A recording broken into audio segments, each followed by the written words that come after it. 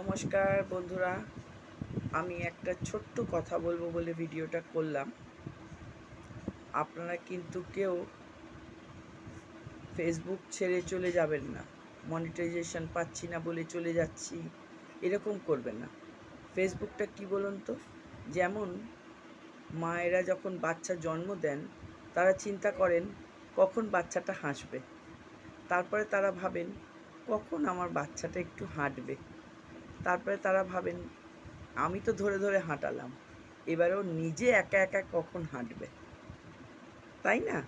তারপরে আবার মা চিন্তা করেন যে বাচ্চাটা আমার কখন স্কুলে ভর্তি হবে, স্কুলে ঠিকঠাক করে আছে তো, কোনো দুষ্টুমি করছে না তো, মারামারি করছে না তো। ঠিক ফেসবুকটা হলো আমাদের জন্য এই রকম প্রত্যেকটা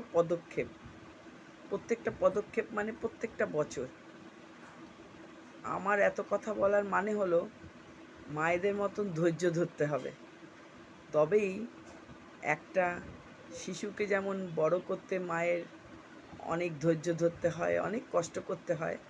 আপনারাও ফেসবুকে থাকুন, ভালো ভালো কন্টেন্ট তৈরি করুন এবং ধৈর্য ধরে থাকুন, ঠিক যেমন মায়েরা ধৈর্য ধরে। এইটুকুই আপনাদের বলার জন্য আমি এই ভিডিওটা করেছি। নমস্কার, সবাই ভালো থাকবেন, সুস্থ থাকবেন, অনেক অনেক অনেক কন্টেন্ট করবেন।